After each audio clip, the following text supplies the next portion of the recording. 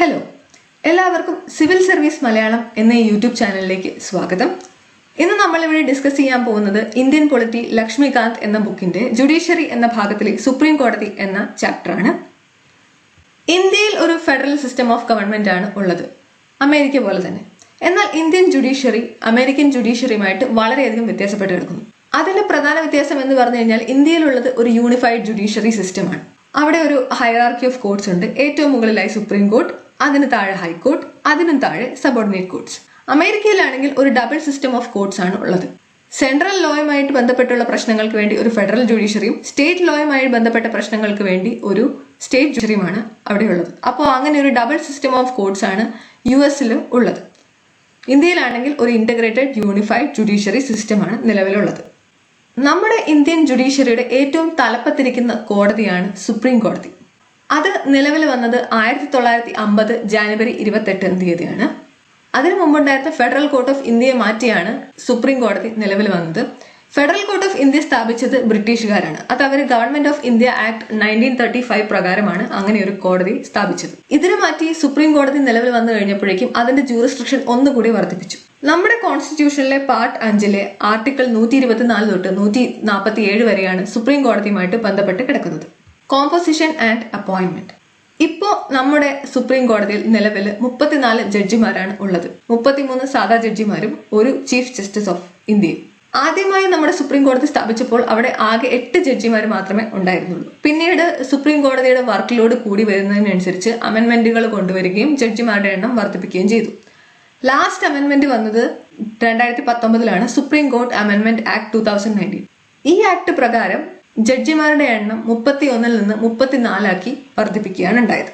Appointment. നമ്മുടെ supreme കോടതിയിൽ chief justice ആയാലും മറ്റ് ജഡ്ജിമാരായാലും അവരെ അപ്പോയിന്റ് ചെയ്യുന്നത് നമ്മുടെ പ്രസിഡന്റ് ആണ്. സുപ്രീം കോടതിയിലെ ഏറ്റവും സീനിയർ മോസ്റ്റ് ആയിട്ടുള്ള ജഡ്ജിയാണ് ചീഫ് ജസ്റ്റിസ് ഓഫ് ഇന്ത്യ ആയിട്ട് തിരഞ്ഞെടുക്കുക. അദ്ദേഹത്തെ അപ്പോയിന്റ് ചെയ്യുന്നതിന് മുമ്പ് നമ്മുടെ പ്രസിഡന്റ് അദ്ദേഹത്തിന് വേണമെന്ന് തോന്നുന്ന ചില സീനിയർ സുപ്രീം കോടതി ജഡ്ജിമാരുമായിട്ടും ചില സീനിയർ ഹൈക്കോടതി ജഡ്ജിമാരുമായിട്ടും കൺസൾട്ട് ചെയ്യും. എന്നാലും സീനിയർ മോസ്റ്റ് ജഡ്ജിയെ തന്നെയാണ് സുപ്രീം കോർട്ടിലെ ചീഫ് ജസ്റ്റിസ് ഓഫ് ഇന്ത്യ ആയിട്ട് അപ്പോയിന്റ് ചെയ്യുക.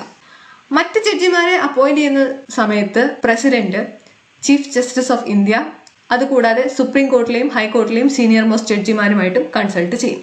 ചീഫ് ജസ്റ്റിസ് ഓഫ് ഇന്ത്യയുടെ ഒപ്പീനിയൻ എന്ന് പറഞ്ഞു കഴിഞ്ഞാൽ അത് അദ്ദേഹത്തിന്റെ പേഴ്സണൽ ഒപ്പീനിയൻ അല്ല. അദ്ദേഹം ഒരു ജഡ്ജിമാരുടെ കൊളീജിയത്തിന്റെ ഒപ്പീനിയൻ ആണ് പ്രതിനിധീകരിക്കുന്നത്. ഈ കൊളീജിയത്തിൽ 4 സീനിയർ സുപ്രീം കോടതി ജഡ്ജിമാരെ ഉണ്ടാവും. നമ്മൾ നേരത്തെ ഹൈക്കോടതി ജഡ്ജിമാരെ അപ്പോയിന്റ് ചെയ്യുന്ന സമയത്തും ഇങ്ങനെ ഒരു കൊളീജിയം സ്ഥാപിക്കും എന്ന് പറഞ്ഞിരുന്നു. അവിടെ ഉണ്ടായിരുന്നത് 2 സീനിയർ മോസ്റ്റ് ജഡ്ജിമാരാണ്. സുപ്രീം കോടതി ജഡ്ജിയെ അപ്പോയിന്റ് ചെയ്യുന്ന സമയത്ത് 4 സീനിയർ മോസ്റ്റ് ജഡ്ജിമാരുടെ കൊളീജിയമാണ് സ്ഥാപിക്കുക. ഇതിൽ പ്ലൂറാലിറ്റി ഓഫ് ജഡ്ജസ് എന്നൊരു കാര്യം കൂടെ നോക്കും. അതായത് ഏതെങ്കിലും 2 ജഡ്ജിമാരെങ്കിലും ഇതിന് എതിരഭിപ്രായം പറയുകയാണെങ്കിൽ ചീഫ് ജസ്റ്റിസ് ഓഫ് ഇന്ത്യക്ക് ആ ഒരു തീരുമാനമായിട്ട് മുന്നോട്ട് പോകുന്നതല്ല. അപ്പോൾ മെജോറിറ്റി ആയിട്ട് ആളുകളുടെ അംഗീകാരം ഇവിടെ പ്രധാനമാണ്. അടുത്തത് ഓത്ത് ആൻഡ് ക്വാളിഫിക്കേഷൻ. ഒരു സുപ്രീം കോർട്ട് ജഡ്ജി ആവാനായിട്ട് വേണ്ട ക്വാളിഫിക്കേഷൻ എന്തൊക്കെയാണെന്ന് വെച്ച് കഴിഞ്ഞാൽ ആദ്യത്തേത് ഇന്ത്യൻ സിറ്റിസൺ ആയിരിക്കണം. അതുകൂടാതെ ഒരു ഹൈക്കോടതി ജഡ്ജിയായിട്ട് 5 വർഷം സേവനം അനുഷ്ഠിച്ചിട്ടുണ്ടാവണം. അല്ലെങ്കിൽ ഒരു ഹൈക്കോടതി അഡ്വക്കേറ്റ് ആയിട്ട് 10 വർഷം സേവനം അനുഷ്ഠിച്ചിട്ടുണ്ടാവണം. ഇത് കൂടാതെ ഒരു ഡിസ്റ്റിംഗ്വിഷ്ഡ് ജൂറിസ്റ്റിനെയും വേണമെങ്കിൽ നമുക്ക് ഒരു ജഡ്ജിയായിട്ട് നിയമിക്കാം. ഡിസ്റ്റിംഗ്വിഷ്ഡ് ജൂറിസ്റ്റ് എന്ന് പറഞ്ഞു കഴിഞ്ഞാൽ നിയമത്തിലും കോൺസ്റ്റിറ്റ്യൂഷനിലും നല്ല ജ്ഞാനമുള്ള ഒരു വ്യക്തി. പക്ഷെ അദ്ദേഹം ഒരു അഡ്വക്കേറ്റ് ആയിട്ടോ ഒരു ജഡ്ജി ആയിട്ടോ ലോ പ്രാക്ടീസ് ചെയ്യുന്നില്ല. സാധാരണ ഈ കോളേജ് പ്രൊഫസർമാരെയാണ് ഇങ്ങനെ ഒരു ഡിസ്റ്റിംഗ്വിഷ്ഡ് ജൂറിസ്റ്റ് ആയിട്ട് നിയമിക്കാറുള്ളത്. ഒരു സുപ്രീം കോർട്ട് ജഡ്ജിയായി തിരഞ്ഞെടുക്കപ്പെട്ട വ്യക്തി അദ്ദേഹം തന്റെ സേവനം തുടങ്ങുന്നതിന് മുമ്പ് അദ്ദേഹത്തിന് ഓത്ത് ചൊല്ലി കൊടുക്കുന്നത് പ്രസിഡന്റാണ്. അടുത്തത് സാലറി ആൻഡ് അലവൻസസ്. ജഡ്ജിമാരുടെ സാലറി തീരുമാനിക്കുന്നത് പാർലമെന്റ് ആണ്. പക്ഷെ അത് അവരുടെ സർവീസ് കാലാവധിയിൽ വെട്ടിച്ചുരുക്കാനോ അത് കുറയ്ക്കാനോ ഒന്നും സാധിക്കുന്നതല്ല. ഒരു ഫൈനാൻഷ്യൽ എമർജൻസി വരുന്ന സാഹചര്യത്തിലല്ലാതെ ജഡ്ജിമാരുടെ സാലറിയോ അലവൻസസോ കുറയ്ക്കാനുള്ള അവകാശം പാർലമെന്റിനില്ല. സാലറി കൂടാതെ അവർക്ക് ഹൗസിംഗ്, ടെലിഫോൺ, മെഡിക്കൽ, കാർ എന്നീ അലവൻസുകൾ കൂടി കൊടുക്കുന്നുണ്ട്. അവരുടെ അവസാനം വിഡ്രോ ചെയ്ത സാലറിയുടെ 50% പെൻഷനായിട്ട് കൊടുക്കുന്നത്. ടെന്യൂറിനെ പറ്റി പറയുകയാണെങ്കിൽ നമ്മുടെ കോൺസ്റ്റിറ്റ്യൂഷനിൽ ഇത്ര വർഷമാണ് ഒരു ജഡ്ജിയുടെ സർവീസ് കാലാവധി അങ്ങനെ പറഞ്ഞിട്ടില്ല. പക്ഷെ 65 വയസ്സ് വരെ അവർക്ക് ജോലി ചെയ്യാം എന്ന് പറഞ്ഞിട്ടുണ്ട്. അപ്പോൾ ഹൈക്കോടതിയുടെ കാര്യത്തിൽ ഇത് 62 വയസ്സായിരുന്നു. സുപ്രീം കോടതി ജഡ്ജിമാരുടെ കാര്യത്തിൽ അത് 65 വയസ്സാണ്. 65 വയസ്സാണ് അവരുടെ റിട്ടയർമെന്റ് ഏജ്. ഇതിനു മുമ്പ് വേണമെങ്കിൽ അവർക്ക് റെസിഗ്നേഷൻ കൊടുക്കാം. റെസിഗ്നേഷൻ കൊടുക്കേണ്ടത് പ്രസിഡന്റിനാണ്. അതല്ലെങ്കിൽ പ്രസിഡന്റിന് വേണമെങ്കിൽ ഇവരെ റിമൂവ് ചെയ്യാം. പാർലമെന്റിന്റെ റെക്കമെൻഡേഷനോട് കൂടി പ്രസിഡന്റിന് വേണമെങ്കിൽ ഒരു സുപ്രീം കോടതി ജഡ്ജിയെ റിമൂവ് ചെയ്യാം. അപ്പോൾ അതെങ്ങനെയാണെന്ന് നമുക്ക് കൂടുതൽ ഡീറ്റെയിൽ ആയിട്ട് നോക്കാം. ഒരു സുപ്രീം കോർട്ട് ജഡ്ജിയെ റിമൂവ് ചെയ്യുന്ന പ്രോസസ്സും ഒരു ഹൈക്കോർട്ട് ജഡ്ജിയെ റിമൂവ് ചെയ്യുന്ന പ്രോസസ്സും സെയിം ആണ്. അതിനുവേണ്ടി ആദ്യം വേണ്ടതാണ് ഒരു റിമൂവൽ മോഷൻ. അത് ലോക്സഭയിലാണെങ്കിൽ 100 മെമ്പേഴ്സ് സൈൻ ചെയ്യണം, അല്ലെങ്കിൽ രാജ്യസഭയിലാണെങ്കിൽ 50 മെമ്പേഴ്സ് സൈൻ ചെയ്യണം. ഇങ്ങനെ സൈൻ ചെയ്ത് ഒരു റിമൂവൽ മോഷൻ ഉണ്ടാക്കിയതിനു ശേഷം അത് ലോക്സഭയിലാണെങ്കിൽ സ്പീക്കർക്ക്, രാജ്യസഭയിലാണെങ്കിൽ ചെയർമാന് കൊടുക്കണം. അദ്ദേഹത്തിന് അത് ആക്സെപ്റ്റ് ചെയ്യാം അല്ലെങ്കിൽ റെഫ്യൂസ് ചെയ്യാം. ആക്സെപ്റ്റ് ചെയ്തു കഴിഞ്ഞാൽ ഒരു 3 മെമ്പർ കമ്മിറ്റി രൂപീകരിക്കും. ആ 3 മെമ്പർ കമ്മിറ്റിയിൽ ചീഫ് ജസ്റ്റിസ് ഓഫ് ഇന്ത്യ അല്ലെങ്കിൽ ഒരു supreme court judge, senior supreme court judge ഉണ്ടാവും, chief justice of a high court ഉണ്ടാവും. അതുകൂടാതെ ഒരു ഡിസ്റ്റിംഗ്വിഷ്ഡ് ജൂറിസ്റ്റ്, നമ്മൾ നേരത്തെ പറഞ്ഞ ഒരു ഡിസ്റ്റിംഗ്വിഷ്ഡ് ജൂറിസ്റ്റും ഉണ്ടാവും. ഇവർ ഈ റിമൂവൽ മോഷനെ കുറിച്ച് കൂടുതലായി അന്വേഷിക്കും. ഈ അന്വേഷണത്തിൽ ഈ പറയുന്ന ജഡ്ജി അദ്ദേഹത്തിന്റെ സർവീസിന്റെ ഇടയിൽ മിസ്ബിഹേവിയർ ചെയ്തിട്ടുണ്ടോ അല്ലെങ്കിൽ അദ്ദേഹത്തിന് ഇപ്പോൾ ജോലി ചെയ്യാൻ ഇൻകപ്പാസിറ്റി ഉണ്ടോ എന്ന് അന്വേഷിക്കും. ഇങ്ങനെ മിസ്ബിഹേവിയറോ ഇൻകപ്പാസിറ്റിയോ തെളിയിക്കപ്പെട്ട് കഴിഞ്ഞാൽ ഈ പറയുന്ന റിമൂവൽ മോഷൻ പാർലമെന്റിൽ ഹാജരാക്കും. അവിടെ വെച്ച് വോട്ടെടുപ്പ് നടത്തും. ഈ പാർലമെന്റിലെ വോട്ടെടുപ്പില് 2 ഹൗസിലും, അതായത് ലോക്സഭയിലും രാജ്യസഭയിലും രണ്ടിടത്തും സ്പെഷ്യൽ മെജോറിറ്റിയോട് കൂടി ഈ പറയുന്ന റിമൂവൽ മോഷൻ പാസ് ആവുകയാണെങ്കിൽ മാത്രം പ്രസിഡന്റിന് ഈ പറയുന്ന ജഡ്ജിയെ റിമൂവ് ചെയ്യാം. ഇത്രയും കോംപ്ലിക്കേറ്റഡ് ആയിട്ടുള്ള ഒരു പ്രൊസീജിയർ ആയതുകൊണ്ട് തന്നെ ഇന്നേ വരെ നമ്മുടെ ഇന്ത്യയിൽ ഒരു ജഡ്ജിയും റിമൂവ് ചെയ്തിട്ടില്ല. അടുത്തത് acting ad hoc and retired judges. Acting chief justice എന്ന് പറഞ്ഞു കഴിഞ്ഞാൽ ഒരു ടെമ്പററി വേക്കൻസിയിൽ പ്രസിഡന്റ് അപ്പോയിന്റ് ചെയ്യുന്ന ആളാണ്. അതായത് ഒരു ചീഫ് ജസ്റ്റിസിന്റെ ഓഫീസിൽ ടെമ്പററി വേക്കൻസി വരുമ്പോൾ പ്രസിഡന്റിന് സീനിയർ സുപ്രീം കോർട്ട് ജഡ്ജിയെ ആക്ടിംഗ് ചീഫ് ജസ്റ്റിസ് ആയിട്ട് നിയമിക്കാവുന്നതാണ്. ആഡ്ഹോക് ജഡ്ജ് എന്ന് പറഞ്ഞു കഴിഞ്ഞാലും ഒരു ടെമ്പററി വേക്കൻസിയാണ്. ആവശ്യത്തിന് ജഡ്ജിമാരില്ലാതെ വരുന്ന സാഹചര്യത്തിൽ ഒരു ക്വാളിഫൈഡ് ആയിട്ടുള്ള ഹൈക്കോർട്ട് ജഡ്ജിയെ ചീഫ് ജസ്റ്റിസ് ഓഫ് ഇന്ത്യക്ക് ഒരു സുപ്രീം കോർട്ട് ജഡ്ജിയായിട്ട് അപ്പോയിന്റ് ചെയ്യാവുന്നതാണ്. അതിനു മുമ്പ് പക്ഷേ ആ പറയുന്ന ഏത് ഹൈക്കോർട്ടിൽ നിന്നാണോ അപ്പോയിന്റ് ചെയ്യുന്നത് അവിടുത്തെ ചീഫ് ജസ്റ്റിസ് ആയിട്ടും കൺസൾട്ട് ചെയ്തിരിക്കണം. അതുകൂടാതെ തന്നെ പ്രസിഡന്റിന്റെ കൺസെന്റ് നേരത്തെ തന്നെ എടുത്തിരിക്കണം. ഇങ്ങനെ ആക്ടിംഗ് ചീഫ് ജസ്റ്റിസ് ആയിട്ടോ അഡ്ഹോക് ജഡ്ജി ആയിട്ടോ ഒക്കെ പോസ്റ്റിംഗ് കിട്ടുന്ന ആളുകൾക്ക് ഒരു സുപ്രീം കോർട്ട് ജഡ്ജിക്കോ ചീഫ് ജസ്റ്റിസിനോ കിട്ടുന്ന സിമിലർ പവേഴ്സും പ്രിവിലേജസും ആണ് ആ കാലയളവിൽ ഉണ്ടാവുക. ഇത് മറ്റൊന്നാണ് റിട്ടയർഡ് ജഡ്ജിമാർ. ഒരു റിട്ടയർ ആയ ഹൈക്കോർട്ട് ജഡ്ജിയോ സുപ്രീം കോർട്ട് ജഡ്ജിയോ വേണമെങ്കിൽ ചീഫ് ജസ്റ്റിസ് ഓഫ് ഇന്ത്യക്ക് താൽക്കാലികമായിട്ട് ആ കോടതിയിൽ അപ്പോയിന്റ് ചെയ്യാവുന്നതാണ്. പക്ഷെ ഇതിനും പ്രസിഡന്റിന്റെ മുൻകൂറായിട്ടുള്ള സമ്മതം വാങ്ങിച്ചിരിക്കണം. Seat of supreme court. നമ്മുടെ സുപ്രീം കോർട്ടിന്റെ സീറ്റ് എന്ന് പറഞ്ഞു കഴിഞ്ഞാൽ ഡൽഹിയാണ്. പക്ഷെ ഇത് വേണമെങ്കിൽ ചീഫ് ജസ്റ്റിസ് ഓഫ് ഇന്ത്യക്ക് മറ്റ് സ്ഥലങ്ങളും ഈ പറയുന്ന സീറ്റ് ഓഫ് ദ സുപ്രീം കോർട്ടായിട്ട് അപ്പോയിന്റ് ചെയ്യാവുന്നതാണ്. അതിന് പ്രസിഡന്റിന്റെ അപ്രൂവൽ മാത്രം മതി. പക്ഷെ ഇതൊരു ഓപ്ഷണൽ പ്രൊവിഷൻ ആണ്. അതായത് ആർക്കും ചീഫ് ജസ്റ്റിസ് ഓഫ് ഇന്ത്യയെ നിർബന്ധിച്ച് മറ്റൊരു സ്ഥലത്തേക്ക് അതിന്റെ സീറ്റ് മാറ്റാൻ സാധിക്കുന്നതല്ല. അടുത്തത് പ്രൊസീജിയർ ഓഫ് സുപ്രീം കോർട്ട്. നമ്മുടെ സുപ്രീം കോടതിയുടെ നടത്തിപ്പുമായി ബന്ധപ്പെട്ട നിയമങ്ങളും മറ്റു കാര്യങ്ങളും എല്ലാം തീരുമാനിക്കുന്നത് സുപ്രീം കോടതി തന്നെയാണ്. പ്രസിഡന്റിന്റെ അപ്രൂവലോടുകൂടി സുപ്രീം കോടതിയാണ് അതിനുവേണ്ട റൂൾസും മറ്റു കാര്യങ്ങളും എല്ലാം തീരുമാനിക്കുന്നത്. നമ്മുടെ സുപ്രീം കോടതിയുടെ പ്രൊസീജിയറിൽ 2 ഇമ്പോർട്ടന്റ് ആയിട്ടുള്ള കാര്യങ്ങൾ നമുക്കിപ്പോൾ നോക്കാം. ഒന്ന് കോൺസ്റ്റിറ്റ്യൂഷണൽ കേസ് അല്ലെങ്കിൽ കേസസ് റെഫേർഡ് ബൈ പ്രസിഡന്റ്. ഇങ്ങനെയുള്ള കേസുകൾ സുപ്രീം കോടതിയിൽ എത്തുമ്പോൾ ഒരു 5 ജഡ്ജിമാരടങ്ങുന്ന ഒരു ബെഞ്ചാണ് കേസുകൾ പരിഗണിക്കുന്നത്. അപ്പോൾ ഇങ്ങനെ 5 ജഡ്ജിമാരടങ്ങുന്ന ഒരു ബെഞ്ച് വേണം ഇത്തരം കേസുകൾ പരിഗണിക്കേണ്ടത് എന്ന് പറയുന്നത് ആർട്ടിക്കിൾ 143 ആണ്. മറ്റ് കേസുകളാണെങ്കിൽ ഒരു സിംഗിൾ ബെഞ്ചോ അല്ലെങ്കിൽ ഒരു ഡിവിഷൻ ബെഞ്ച്, അതായത് 2 ജഡ്ജിമാരടങ്ങുന്ന ബെഞ്ചോ ആണ് കേസുകൾ പരിഗണിക്കുക. ഇങ്ങനെയുള്ള 5 അംഗ ജഡ്ജിമാരെല്ലാം വരുന്ന കേസുകളിൽ അവസാനത്തെ ജഡ്ജ്മെന്റ്, ഫൈനൽ ജഡ്ജ്മെന്റ് തീരുമാനിക്കുന്നത് മെജോറിറ്റി വോട്ടിംഗ് വഴിയാണ്. ഈ 5 ജഡ്ജിമാരുടെയും ഒപ്പീനിയൻ എടുത്ത് അവരിൽ മെജോറിറ്റി എന്ത് തീരുമാനത്തോട് അനുയോജിക്കുന്നോ അതായിരിക്കും ഫൈനൽ ജഡ്ജ്മെന്റ് ആയിട്ട് പുറപ്പെടുവിപ്പിക്കുക. Independence of the supreme court. Supreme court ഇന്ത്യയിലെ തന്നെ ഏറ്റവും വലിയ കോടതിയാണ്. അപ്പോൾ അത് ഇൻഡിപെൻഡന്റ് ആയിട്ട് ഫംഗ്ഷൻ ചെയ്യണം എന്ന് പറയുന്നത് വളരെ അത്യാവശ്യമാണ്. അതിനുവേണ്ടി ചില പ്രൊവിഷൻസ് എല്ലാം കൊടുത്തിട്ടുണ്ട്. അതാണ് നമ്മളിപ്പോൾ ഡിസ്കസ് ചെയ്യാൻ പോകുന്നത്. ആദ്യത്തേത് മോഡ് ഓഫ് അപ്പോയിന്റ്മെന്റ്. ഒരു സുപ്രീം കോർട്ടിലെ ജഡ്ജിയെ എങ്ങനെയാണ് അപ്പോയിന്റ് ചെയ്യുന്നതെന്ന് നമ്മളിപ്പോൾ കണ്ടു. അപ്പോൾ അതിനകത്ത് പ്രസിഡന്റും ചീഫ് ജസ്റ്റിസും എല്ലാ ഹൈക്കോർട്ടിലെയും സുപ്രീം കോർട്ടിലെയും ജഡ്ജിമാരെല്ലാം കൂടെ വന്നിട്ടുള്ളൊരു കോംപ്ലക്സ് പ്രൊസീജിയറാണ്. അപ്പോൾ അതിൽ എക്സിക്യൂട്ടീവിന്റെ ഇൻഫ്ലുവൻസ് വളരെ കുറവായിരിക്കും. അതുകൂടാതെ സെക്യൂരിറ്റി ഓഫ് ടെന്യൂർ. നേരത്തെ പറഞ്ഞ പോലെ 65 വയസ്സ് വരെയാണ് ഒരു സുപ്രീം കോർട്ട് ജഡ്ജിയുടെ സർവീസ് കാലാവധി. അപ്പോൾ അത് കുറയ്ക്കാനോ അതിൽ മാറ്റം വരുത്താനോ ഒന്നും പാർലമെന്റിന് സാധിക്കുന്നതല്ല. അടുത്തത് ഫിക്സഡ് സർവീസ് കണ്ടീഷൻ. ഒരു സുപ്രീം കോർട്ട് ജഡ്ജിയുടെ സാലറിയോ അലവൻസസോ ഒന്നും തന്നെ അദ്ദേഹത്തിന്റെ സർവീസ് കാലാവധിയിൽ വെട്ടിക്കുറയ്ക്കാൻ സാധിക്കുന്നതല്ല.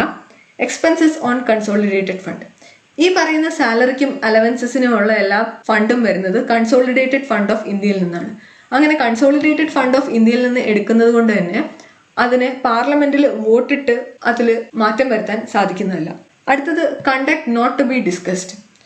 ഒരു സുപ്രീം കോടതി ജഡ്ജി അദ്ദേഹത്തിന്റെ ജഡ്ജ്മെന്റ് ശരിയായോ, അദ്ദേഹത്തിന്റെ ജോലിയുടെ കണ്ടക്ട്, ഇതിനെക്കുറിച്ചൊന്നും തന്നെ പാർലമെന്റിൽ ഡിസ്കസ് ചെയ്യാൻ പാടുള്ളതല്ല.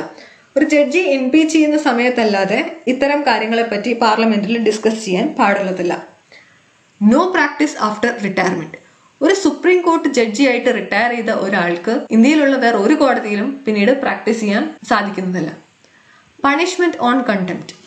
കോടതിയെ അപമാനിച്ച് സംസാരിക്കുക, കോടതിയോട് ബഹുമാനമില്ലാത്ത രീതിയിൽ പെരുമാറുക, അല്ലെങ്കിൽ കോടതിയുടെ പ്രവർത്തനത്തെ തടസ്സപ്പെടുത്താൻ ശ്രമിക്കുക, ഇത്തരം കാര്യങ്ങളെല്ലാം കണ്ടംപ്റ്റ് ഓഫ് കോർട്ടായിട്ട് പരിഗണിച്ച് അങ്ങനെയുള്ള ആളുകൾക്ക് പണിഷ്മെന്റ് കൊടുക്കാൻ സുപ്രീം കോടതിക്ക് അധികാരമുണ്ട്. പിന്നെ അടുത്തത് ഫ്രീഡം ടു അപ്പോയിന്റ് സ്റ്റാഫ്. ഒരു സുപ്രീം കോർട്ടിലെ സ്റ്റാഫിനെ അപ്പോയിന്റ് ചെയ്യുന്നത് ആ കോടതി തന്നെയാണ്, അവിടുത്തെ ചീഫ് ജസ്റ്റിസ് ആണ്. അതിൽ എക്സിക്യൂട്ടീവിന് യാതൊരു ഇൻഫ്ലുവൻസും ചെയ്യാൻ സാധിക്കുന്നതല്ല. Jurisdiction cannot be curtailed. സുപ്രീം കോടതിയുടെ ജൂറിസ്ഡിക്ഷൻ കുറയ്ക്കാനായിട്ട് പാർലമെന്റിന് അധികാരമില്ല. പക്ഷെ അവർക്കത് വേണമെങ്കിൽ എൻലാർജ് ചെയ്യാം, പക്ഷെ വെട്ടിക്കുറയ്ക്കാൻ സാധിക്കുന്നതല്ല. അടുത്തത് സെപ്പറേഷൻ ഫ്രം എക്സിക്യൂട്ടീവ്. എക്സിക്യൂട്ടീവിന് ജുഡീഷ്യൽ പവേഴ്സ് കൊടുത്തിട്ടില്ല. ജുഡീഷ്യൽ പവേഴ്സ് ജുഡീഷ്യറിയുടെ മാത്രമാണ്. ഇതെല്ലാമാണ് സുപ്രീം കോർട്ടിന്റെ ഇൻഡിപെൻഡൻസിന് വേണ്ടി സഹായിക്കുന്ന കാര്യങ്ങൾ. അടുത്തത് jurisdiction and powers of the supreme court. Supreme കോർട്ടിന്റെ ജൂറിസ്ഡിക്ഷൻ ആൻഡ് പവേഴ്സ് എന്ന് പറയുന്നത് ഇതൊക്കെയാണ്: original jurisdiction, writ jurisdiction, appellate jurisdiction, advisory jurisdiction, court of record, judicial review, constitutional interpretation and other powers. ഇതെല്ലാം ഓരോന്നോരോന്ന് നമുക്ക് ഡീറ്റെയിൽ ആയിട്ട് നോക്കാം. Original jurisdiction.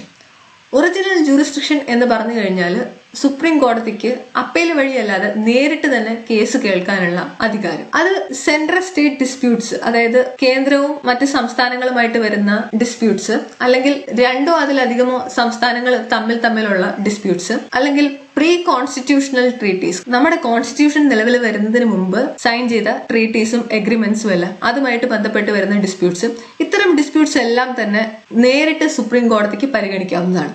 ഇത് കൂടാതെ ഇന്റർസ്റ്റേറ്റ് വാട്ടർ ഡിസ്പ്യൂട്ട്, അതായത് നമുക്കറിയാം ഇന്ത്യയിൽ ഒരുപാട് നദികളും പുഴകളും എല്ലാം ഉണ്ട്.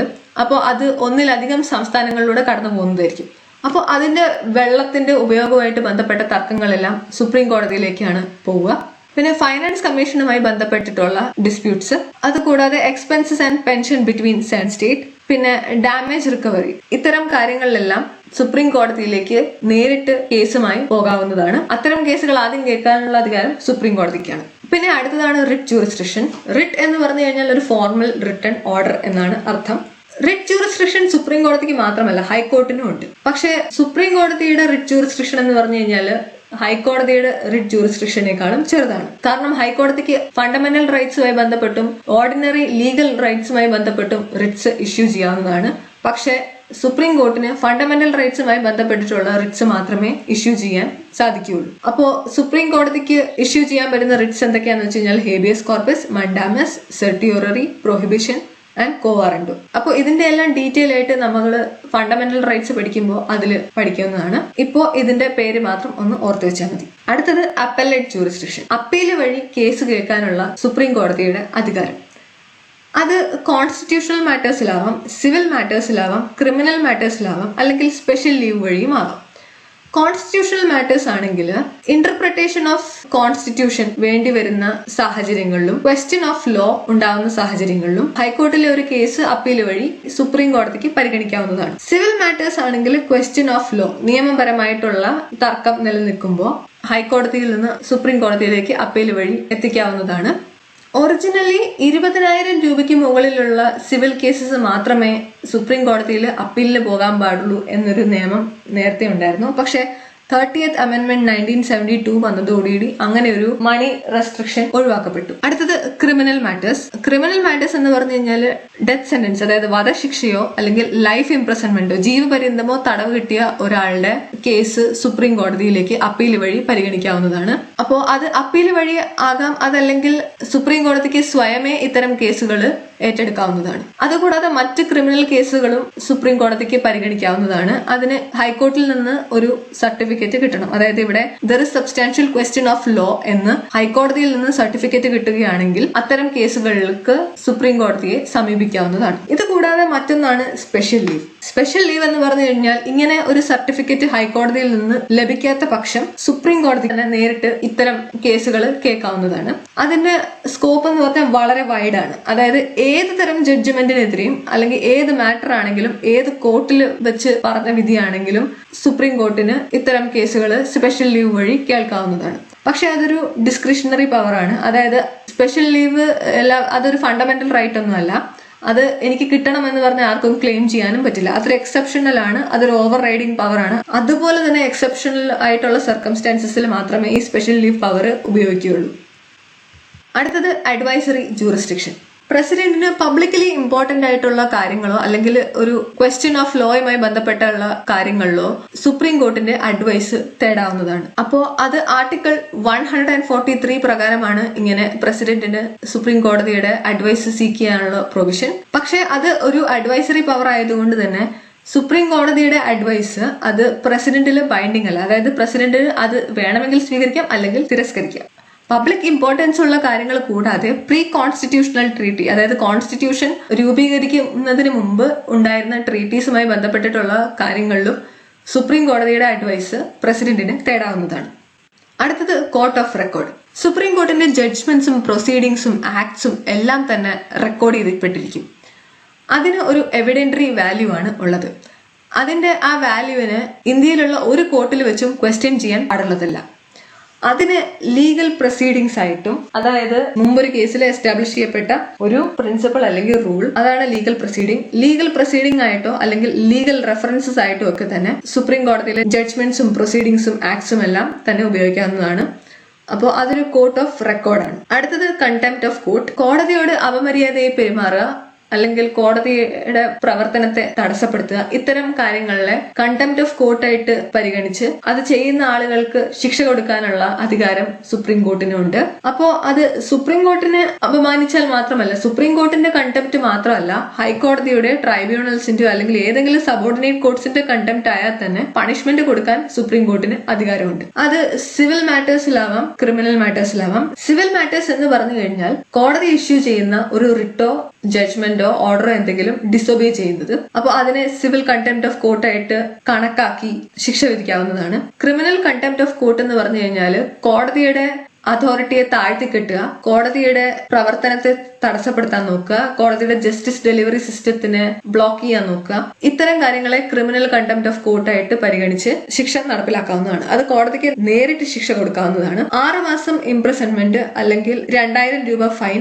അല്ലെങ്കിൽ ഇത് രണ്ടും കൂടെ ചേർന്ന് കണ്ടംപ്റ്റ് ഓഫ് കോർട്ടിന് വിധിക്കാവുന്നതാണ്. അപ്പോൾ സുപ്രീം കോടതിയുടെ പവറിനെ താഴ്ത്തിക്കെട്ടുന്ന രീതിയിൽ പ്രവർത്തിക്കുന്നതോ പറയുന്നതോ എല്ലാം കണ്ടംപ്റ്റ് ഓഫ് കോർട്ടായിട്ട് പരിഗണിക്കുമെങ്കിലും ഫെയർ ആൻഡ് റീസണബിൾ ക്രിറ്റിസിസം, അതായത് ഫാക്ട്സുമായി ബന്ധപ്പെട്ട് ഫെയർ ആൻഡ് റീസണബിൾ ക്രിറ്റിസിസം ആണെങ്കിൽ അതിന് കുഴപ്പമൊന്നുമില്ല, അത് അലൗഡ് ആണ്. അടുത്തതാണ് ജുഡീഷ്യൽ റിവ്യൂ. ജുഡീഷ്യൽ റിവ്യൂ എന്ന് പറഞ്ഞാൽ അതൊരു വലിയ പവർ തന്നെയാണ്. നമ്മുടെ പാർലമെന്റ് പാസ്സാക്കുന്ന നിയമങ്ങളോ അല്ലെങ്കിൽ എക്സിക്യൂട്ടീവിന്റെ എന്തെങ്കിലും ഓർഡേഴ്സോ അത് കോൺസ്റ്റിറ്റ്യൂഷന് എതിരാണോ എന്ന് ചെക്ക് ചെയ്യുന്നതാണ് ജുഡീഷ്യൽ റിവ്യൂ വഴി നടത്തുന്നത്. അപ്പോൾ constitutional validity of such laws, അതാണ് ജുഡീഷ്യൽ റിവ്യൂ ചെക്ക് ചെയ്യുന്നത്. സുപ്രീം കോർട്ടിന്റെ ജുഡീഷ്യൽ റിവ്യൂവിന്റെ സ്കോപ്പ് എന്ന് പറഞ്ഞു കഴിഞ്ഞാൽ അത് സെൻട്രൽ ഗവൺമെന്റിലേക്കും സ്റ്റേറ്റ് ഗവൺമെന്റിലേക്കും എക്സ്റ്റെൻഡ് ചെയ്യും. ഇത്തരത്തിൽ പുതിയതായിട്ട് വന്ന ഏതെങ്കിലും ലോയോ ഓർഡറോ എന്തെങ്കിലും തന്നെ കോൺസ്റ്റിറ്റ്യൂഷന് വയലേറ്റീവ് ആണെന്ന് കണ്ടെത്തി കഴിഞ്ഞാൽ അത് അൺകോൺസ്റ്റിറ്റ്യൂഷണൽ ആണ്, ഇൻവാലിഡ് ആണ് എന്ന് പറഞ്ഞ് അതിനെ റദ്ദാക്കി കളയാനുള്ള പവർ സുപ്രീം കോർട്ടിന് ഉണ്ട്. ജുഡീഷ്യൽ റിവ്യൂവിനെ പറ്റി നമ്മൾ മറ്റൊരു ക്ലാസ്സിൽ ഡീറ്റെയിൽ ആയിട്ട് പഠിക്കാവുന്നതാണ്. ഇപ്പോൾ ജസ്റ്റ് ഒരു ഔട്ട്ലൈൻ തന്നു മാത്രമേ ഉള്ളൂ. അടുത്തതാണ് കോൺസ്റ്റിറ്റ്യൂഷണൽ ഇന്റർപ്രിട്ടേഷൻ. കോൺസ്റ്റിറ്റ്യൂഷന് വിശകലനം ചെയ്യാനുള്ള പവർ സുപ്രീം കോർട്ടിനും ഹൈക്കോടതിക്കും ഉണ്ട്. പക്ഷെ അതിന്റെ അൾട്ടിമേറ്റ് പവർ ഇരിക്കുന്നത് സുപ്രീം കോർട്ടിനാണ്. ഹൈക്കോടതിക്ക് ഉണ്ടെങ്കിലും അൾട്ടിമേറ്റ് പവർ സുപ്രീം കോടതിയുടെ കയ്യിലാണ് ഉള്ളത്. അപ്പൊ കോൺസ്റ്റിറ്റ്യൂഷനെ ഇന്റർപ്രറ്റ് ചെയ്യുന്ന സമയത്ത് സുപ്രീം കോടതി ഒരുപാട് ഡോക്ട്രൈൻസിനെ ഗൈഡ് ആയിട്ട് യൂസ് ചെയ്യും. അപ്പൊ ഇതൊന്നും ഡീറ്റെയിൽ ആയിട്ട് നമ്മൾ നോക്കുന്നില്ല, ജസ്റ്റ് അതിന്റെ പേരൊന്ന് നോക്കി പോകുന്നേ ഉള്ളൂ. Doctrine of harmonious construction, doctrine of severability, doctrine of waiver, doctrine of eclipse, doctrine of territorial nexus, doctrine of pith and substance, doctrine of colourable legislation, doctrine of implied powers, doctrine of incidental and ancillary powers, doctrine of precedent, doctrine of occupied field, doctrine of prospective over ruling and doctrine of interpretation. ഈ ഡോക്ട്രിൻസിനെല്ലാം ഉപയോഗിച്ചിട്ടാണ് supreme court കോൺസ്റ്റിറ്റ്യൂഷനെ interpret ചെയ്യുന്നത്. ഇനി അടുത്തതാണ് other powers. പ്രസിഡന്റിന്റെയോ അല്ലെങ്കിൽ vice പ്രസിഡന്റിന്റെയോ ഇലക്ഷനുമായി ബന്ധപ്പെട്ടിട്ടുള്ള disputes എല്ലാം കേൾക്കാനുള്ള power supreme കോർട്ടിനാണ്. ഇത് കൂടാതെ തന്നെ പ്രസിഡന്റ് റെഫർ ചെയ്യുകയാണെങ്കിൽ UPSC അതായത് യൂണിയൻ പബ്ലിക് സർവീസ് കമ്മീഷന്റെ ചെയർമാന്റെയും മെമ്പേഴ്സിന്റെയും കണ്ടക്റ്റിനെ കുറിച്ച് അന്വേഷിക്കാനും അതിൽ അവരുടെ മിസ്ബിഹേവിയർ എന്തെങ്കിലും കണ്ടെത്തുകയാണെങ്കിൽ, അവർ ഗിൽറ്റി ആണെന്ന് പ്രൂവ് ചെയ്യുകയാണെങ്കിൽ അവരെ റിമൂവ് ചെയ്യാനായിട്ട് ശുപാർശ ചെയ്യാനും സുപ്രീം കോർട്ടിന് അധികാരമുണ്ട്. സുപ്രീം കോർട്ടിന്റെ ഈ റിമൂവൽ റെക്കമെൻഡേഷൻ പ്രസിഡന്റിൽ ബൈൻഡിംഗ് ആണ്. സുപ്രീം കോടതി റിമൂവ് ചെയ്യാൻ പറഞ്ഞു കഴിഞ്ഞാൽ പ്രസിഡന്റ് റിമൂവ് ചെയ്യുക തന്നെ വേണം. പിന്നെ അടുത്തത് എന്തെന്ന് വെച്ച് കഴിഞ്ഞാൽ സുപ്രീം കോർട്ട് ഒരു സെൽഫ് കറക്റ്റിംഗ് ഏജൻസിയാണ്. അതായത് അതിൻ്റെതായ ജഡ്ജ്മെന്റ്സ് റിവ്യൂ ചെയ്യാനുള്ള പവർ ഉണ്ട്. Supreme court is not bound by previous decision. മുമ്പ് എപ്പോഴെങ്കിലും എടുത്ത ഡിസിഷൻസ് ഒന്നും തന്നെ സുപ്രീം കോർട്ടിൽ ബൈൻഡിങ് അല്ല. അത് കൂടാതെ ഹൈക്കോർട്ടിൽ പെൻഡിംഗ് ആയിട്ട് കിടക്കുന്ന ഏതെങ്കിലും കേസ് സ്വയമേ അത് വിഡ്രോ ചെയ്ത് അതിന് തീർപ്പ് കൽപ്പിക്കാനായിട്ട് സുപ്രീം കോർട്ടിന് അധികാരമുണ്ട്. സുപ്രീം കോർട്ടിന്റെ ലോ, സുപ്രീം കോർട്ട് പുറപ്പെടുവിക്കുന്ന ലോ, അത് ഇന്ത്യയിലുള്ള എല്ലാ കോർട്ടിലും ബൈൻഡിംഗ് ആയിരിക്കും. അത് കൂടാതെ തന്നെ judicial superintendence and control over all other courts. അതായത് ഇന്ത്യയിലുള്ള മറ്റ് എല്ലാ കോർട്ട്സിന്റെയും മുകളിൽ സുപ്രീം കോർട്ടിന്റെ ഒരു കൺട്രോൾ ഉണ്ട്. അടുത്തതാണ് advocates of supreme court. Supreme കോർട്ടിൽ മെയിൻ ആയിട്ട് 3 തരം അഡ്വക്കേറ്റ്സ് ആണുള്ളത്. ആദ്യത്തേതാണ് സീനിയർ അഡ്വക്കേറ്റ്. സീനിയർ അഡ്വക്കേറ്റ് എന്ന് പറഞ്ഞു കഴിഞ്ഞാൽ ഹൈക്കോടതിയോ അല്ലെങ്കിൽ സുപ്രീം കോടതിയോ കൊടുക്കുന്ന ഒരു ഡെസിഗ്നേഷൻ ആണ്. അത് എന്തെങ്കിലും പ്രത്യേക നോളജോ, ഒരു സ്പെഷ്യൽ നോളജോ അല്ലെങ്കിൽ ഒരു സ്പെഷ്യലൈസേഷനോ ഉള്ള ഒരു അഡ്വക്കേറ്റിന് കൊടുക്കുന്ന ഡെസിഗ്നേഷൻ ആണ്. അപ്പൊ ഇത്തരത്തിലുള്ളൊരു സീനിയർ അഡ്വക്കേറ്റ് കോടതിയിൽ ഹാജരാകുമ്പോൾ അദ്ദേഹത്തിനോടൊപ്പം ഒരു അഡ്വക്കേറ്റ് ഓൺ റെക്കോർഡ് ഉണ്ടാവണം. അത് കൂടാതെ തന്നെ ഒരു ജൂനിയർ ഇല്ലാതെ ഒരു കോർട്ടിലോ ട്രൈബ്യൂണൽസിലോ ഒന്നും തന്നെ ഹാജരാവാൻ പാടുള്ളതല്ല. അതുപോലെ അഫിഡവിറ്റുകൾ ഉണ്ടാക്കാനോ അല്ലെങ്കിൽ ഡ്രാഫ്റ്റിംഗ് വർക്ക് ചെയ്യാനോ ഇത്തരം ജോലികളൊന്നും ചെയ്യാനായിട്ട് സീനിയർ അഡ്വക്കേറ്റ് അതൊന്നും ചെയ്യേണ്ട ആവശ്യമില്ല. അപ്പൊ അതൊരു വളരെ പ്രസ്റ്റീജിയസ് ആയിട്ടുള്ളൊരു പൊസിഷനാണ് സീനിയർ അഡ്വക്കേറ്റ് എന്ന് പറഞ്ഞു കഴിഞ്ഞാൽ. അടുത്തതാണ് അഡ്വക്കേറ്റ് ഓൺ റെക്കോർഡ്. സുപ്രീം കോടതിയിൽ ഒരു വക്കാലത്ത് ഫയൽ ചെയ്യാനായിട്ട് അഡ്വക്കേറ്റ്സ് ഓൺ റെക്കോർഡിന് മാത്രമേ അധികാരം ഉള്ളൂ. മറ്റ് അഡ്വക്കേറ്റുമാർക്കൊന്നും വക്കാലത്ത് ഫയൽ ചെയ്യാനുള്ള അധികാരം ഇല്ല. പിന്നെ അടുത്തതാണ് അതർ അഡ്വക്കേറ്റ്സ്, മറ്റ് അഡ്വക്കേറ്റ്സ്. അതായത് സാധാരണ അഡ്വക്കേറ്റ്സ് ഏതെങ്കിലും സ്റ്റേറ്റിന്റെ ബാർ കൗൺസിൽ തന്റെ പേര് എൻറോൾ ചെയ്തിട്ടുള്ള ആളുകളെല്ലാം അതർ അഡ്വക്കേറ്റ്സ് ആയിട്ട് പരിഗണിക്കും. അവർക്ക് ഒരു കക്ഷിക്ക് വേണ്ടി അപ്പിയർ ചെയ്യാം, ആർഗ്യൂ ചെയ്യാം. പക്ഷെ അവർക്ക് ഡോക്യുമെന്റ്സ് ഫയൽ ചെയ്യാനോ വക്കാലത്ത് സമർപ്പിക്കാനോ ഒന്നും ഉള്ള അധികാരം ഇല്ല സുപ്രീം കോർട്ടിൽ. അപ്പോൾ അവസാനമായി നമ്മൾ കാണാൻ പോകുന്നത് ഇന്ത്യൻ സുപ്രീം കോർട്ടും അമേരിക്കൻ സുപ്രീം കോർട്ടും തമ്മിലുള്ള വ്യത്യാസമാണ്. ഇന്ത്യൻ സുപ്രീം കോർട്ടിന്റെ ഒറിജിനൽ ജൂറിസ്ഡിക്ഷൻ എന്ന് പറഞ്ഞു കഴിഞ്ഞാൽ ഫെഡറൽ കേസുകൾ മാത്രമേ പരിഗണിക്കുകയുള്ളൂ. അതായത് നമ്മുടെ കോൺസ്റ്റിറ്റ്യൂഷനും നമ്മുടെ നിയമവും നമ്മുടെ ഗവൺമെന്റുമായി ബന്ധപ്പെട്ടിട്ടുള്ള കേസുകൾ മാത്രം. അമേരിക്കൻ സുപ്രീം കോർട്ട് ആണെങ്കിൽ ഫെഡറൽ മാത്രമല്ല, നേവൽ, മാരിടൈം, അതുപോലെ തന്നെ അംബാസഡേഴ്സ്, ഇത്തരം കാര്യങ്ങളുമായി ബന്ധപ്പെട്ട കേസുകളും അമേരിക്കൻ സുപ്രീം കോർട്ട് പരിഗണിക്കും. നമ്മുടെ സുപ്രീം കോടതിയുടെ അപ്പലേറ്റ് ജൂറിസ്ഡിക്ഷൻ എന്ന് പറഞ്ഞു കഴിഞ്ഞാൽ അത് കോൺസ്റ്റിറ്റ്യൂഷണൽ ആവാം, സിവിൽ ആവാം, ക്രിമിനൽ ആവാം. എന്നാൽ അമേരിക്കൻ സുപ്രീം കോർട്ടിന്റെ അപ്പലേറ്റ് ജൂറിസ്ഡിക്ഷൻ എന്ന് പറഞ്ഞു കഴിഞ്ഞാൽ അത് കോൺസ്റ്റിറ്റ്യൂഷണൽ കേസുകൾ മാത്രമേ പരിഗണിക്കുകയുള്ളൂ. പിന്നെ ഇന്ത്യൻ സുപ്രീം കോർട്ടിൽ സ്പെഷ്യൽ ലീവ് എന്നൊരു പ്രൊവിഷൻ ഉണ്ട്. സ്പെഷ്യൽ ലീവ് പോസിബിൾ ആണ്. അമേരിക്കൻ സുപ്രീം കോർട്ടിന് അങ്ങനത്തെ പവേഴ്സ് ഒന്നുമില്ല. നമ്മുടെ ഇന്ത്യൻ സുപ്രീം കോർട്ടിന്റെ ജുഡീഷ്യൽ റിവ്യൂയുടെ പവർ വളരെ ലിമിറ്റഡ് ആണ്. പക്ഷെ അമേരിക്കൻ സുപ്രീം കോർട്ടിൽ അത് വളരെ വൈഡ് ആണ്. പിന്നെ ഇന്ത്യൻ സുപ്രീം കോർട്ടിൽ സിറ്റിസൺ റൈറ്റ്സിന് വേണ്ടി പ്രൊസീജിയർ എസ്റ്റാബ്ലിഷ്ഡ് ബൈ ലോ പ്രകാരമാണ് നോക്കുന്നത്. അതായത് എന്തെങ്കിലും ഒരു പുതിയ നിയമം അത് സിറ്റിസൺ റൈറ്റ്സിന് വയലേറ്റ് ചെയ്യുന്നുണ്ടെങ്കിൽ ആ നിയമത്തിന്റെ കോൺസിക്വൻസസിനെ പറ്റിയല്ല. അതായത് ഇങ്ങനെ ഒരു നിയമം കൊണ്ടുവന്നു കഴിഞ്ഞാൽ അത് ആളുകളുടെ ലൈഫിനെ എങ്ങനെ ബാധിക്കും, ആളുകളുടെ ജീവിതത്തെ എങ്ങനെ ബാധിക്കും, അത് മോശമായി ബാധിക്കുന്നുണ്ടോ എന്നല്ല നോക്കുന്നത്. ഈ ലോ കൊണ്ടുവന്നതെല്ലാം അതിന്റെ പ്രൊസീജിയർ അനുസരിച്ച് തന്നെയാണ്. അതായത് കോൺസ്റ്റിറ്റ്യൂഷനിൽ പറഞ്ഞിരിക്കുന്നത് പോലെ തന്നെ ആണോ ഈ നിയമം കൊണ്ടുവന്നത്, അതുപോലെ തന്നെ ഈ നിയമം കൊണ്ടുവന്ന അതോറിറ്റിക്ക് അത് കൊണ്ടുവരാനുള്ള അധികാരമുണ്ടോ, ഇതെല്ലാം ഓക്കെ ആണോ എന്നാണ് പ്രൊസീജിയർ എസ്റ്റാബ്ലിഷ്ഡ് ബൈ ലോയിൽ നോക്കുന്നത് ഇന്ത്യൻ സുപ്രീം കോർട്ടിൽ.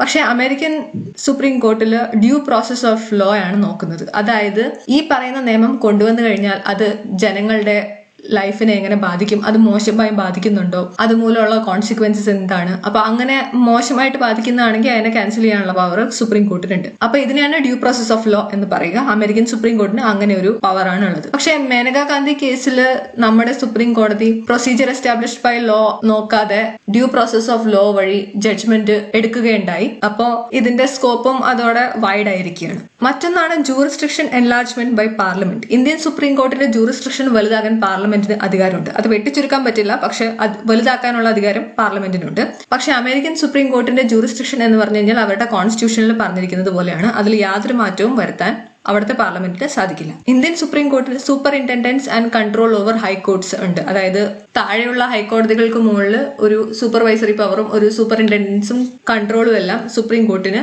ചെലുത്താനാവും. സുപ്രീം കോർട്ടിന്റെ നിയമം എല്ലാം എല്ലാ താഴെയുള്ള കോർട്ടിലും ബൈൻഡിങ് ഒക്കെയാണ്. പക്ഷെ അമേരിക്കൻ സുപ്രീം കോർട്ട് എന്ന് പറഞ്ഞു കഴിഞ്ഞാൽ നമ്മൾ പറഞ്ഞില്ലേ, ഡബിൾ സിസ്റ്റം ഓഫ് ഗവൺമെന്റ് ആണ്. അപ്പൊ അമേരിക്കൻ സുപ്രീം കോർട്ടിന് താഴെയുള്ള സ്റ്റേറ്റ് കോർട്ട്സിൽ ഒന്നും കൺട്രോൾ ചെയ്യാൻ പറ്റുന്നതല്ല. അപ്പോൾ ഇത്രയുമാണ് ഇന്ത്യൻ സുപ്രീം കോർട്ടും അമേരിക്കൻ സുപ്രീം കോർട്ടും തമ്മിലുള്ള വ്യത്യാസം. ഇന്നത്തെ ഈ ലെക്ചർ എല്ലാവർക്കും ഇഷ്ടപ്പെട്ടു എന്ന് വിശ്വസിക്കുന്നു. പുതിയൊരു ടോപ്പിക്കുമായി നമുക്ക് വീണ്ടും കാണാം. അതുവരേക്കും ഗുഡ് ബൈ.